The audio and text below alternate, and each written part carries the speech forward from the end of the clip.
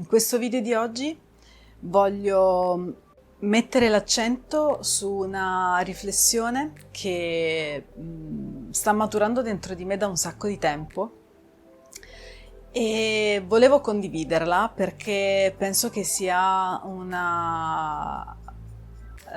sia importante per poter cambiare il nostro approccio nel vedere le nostre case, nel vedere le nostre costruzioni.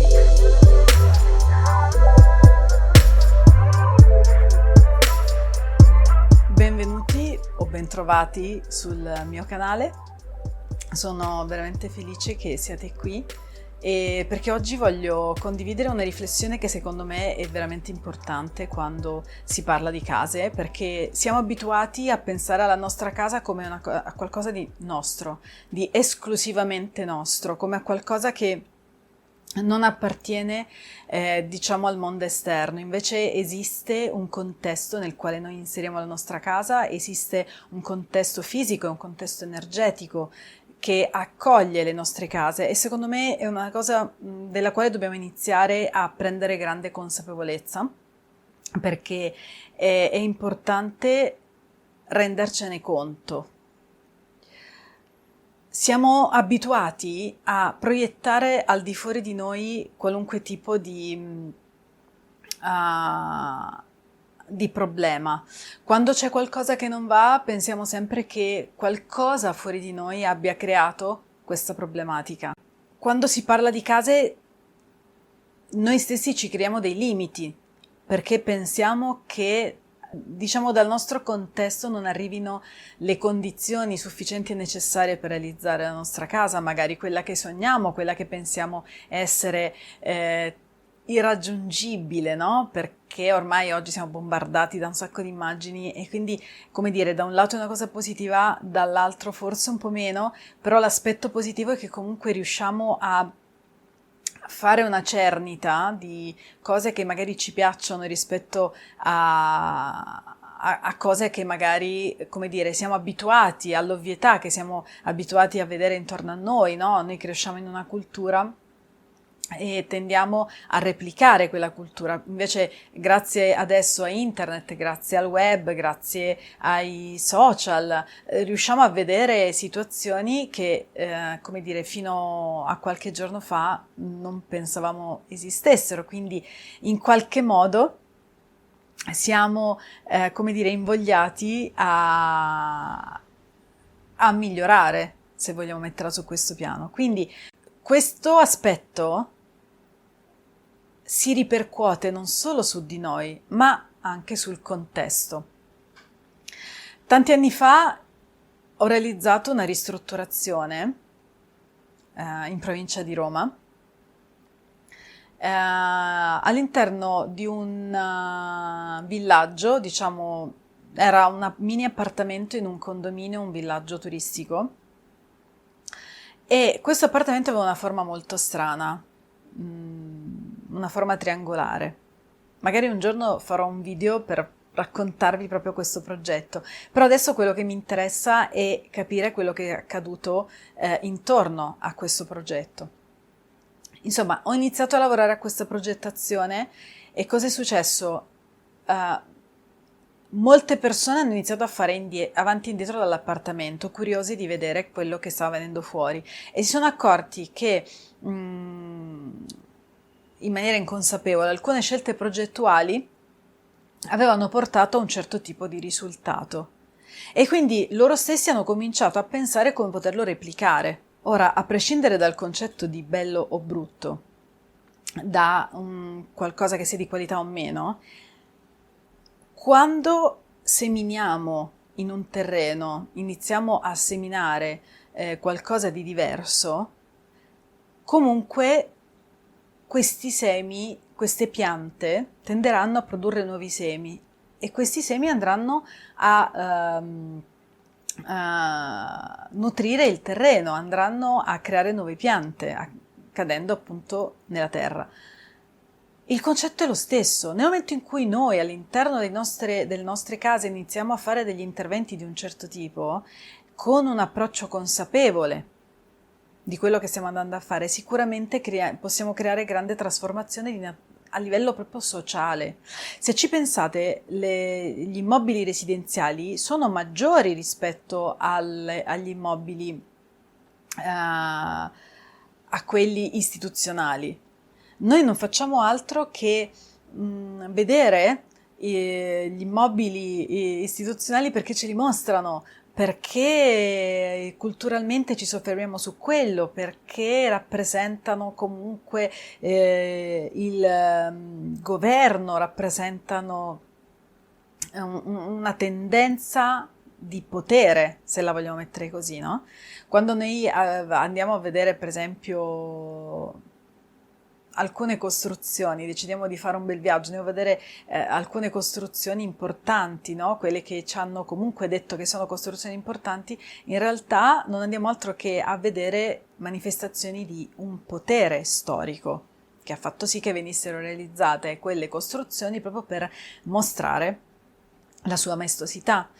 Ma in realtà, se prendiamo una planimetria di una città, anche importante, consideriamo Roma, che è una città, una delle veramente delle più grandi città europee, andiamo a guardare quanti sono gli edifici importanti e cominciamo a soffermarci sul tessuto urbano, che invece in realtà contiene gli edifici, tra virgolette, minori, quelli che consideriamo minori. E quali sono questi edifici? Sono le residenze. Sono le case che ci ospitano. Molto spesso noi diciamo, quella zona della città ha delle case molto belle, è una zona residenziale importante perché ha delle case molto belle. Ok, quella zona si è evoluta così perché qualcuno ha iniziato a costruire un certo tipo di immobile e automaticamente l'energia di quell'immobile si è diffusa intorno e tutti hanno deciso di costruire quel tipo di una casa che avesse, diciamo, quella risonanza qualitativa, non dico estetica, ma proprio qualitativa, energetica, molto forte. E quindi quelle zone si sono sviluppate in quel modo. Al contrario, ci sono delle zone che noi definiamo spesso pessime periferie, dove appunto si è cominciato a costruire in maniera indiscriminata, senza controllo, senza consapevolezza, e quello ha portato a realizzare immobili sempre su quel filone, quindi sempre maggiormente degradati e degradanti del contesto, ai quali nessuno poi ha cominciato davvero a dare delle linee guida. E quindi è difficile poi recuperare dei tessuti urbani che siano così degradati e così trascurati nel tempo. Esistono un sacco di periferie che potevano avere un certo tipo di qualità, invece l'hanno persa perché appunto si sono lasciate imbrigliare in quel tipo di percorso, quasi obbligato, no? Alla fine, che qualcuno ha tracciato per loro. Allora io oggi dico, iniziamo a ragionare sulla nostra casa come qualcosa di davvero importante. In questo canale parliamo di Vastu, ma non parlo di Vastu perché è una cultura che voglio portare avanti a tutti i costi o perché dobbiamo avere case che abbiano quello stile lì. Assolutamente no. Il Vastu in realtà è uno strumento che ci permette di capire come interagire con l'ambiente, come integrare le nostre case, come migliorare qualitativamente i nostri progetti. Tu che mi stai ascoltando puoi essere un privato che deve costruire, puoi essere un impresario che ha un'impresa edile, puoi essere un professionista, un architetto, un ingegnere, un geometra che ha come fine quello di progettare degli immobili. Benissimo, se iniziamo a progettare questi immobili con un certo tipo di consapevolezza, possiamo dire di poter essere quel seme che andrà a produrre una pianta che produrrà nuovi semi della stessa natura.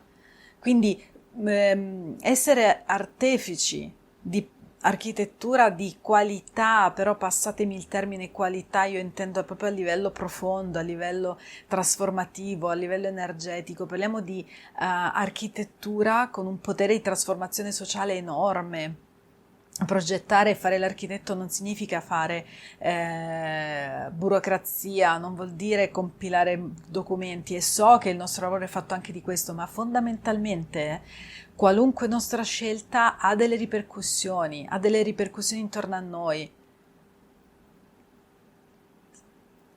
Se devi realizzare casa tua, immagina che casa tua può essere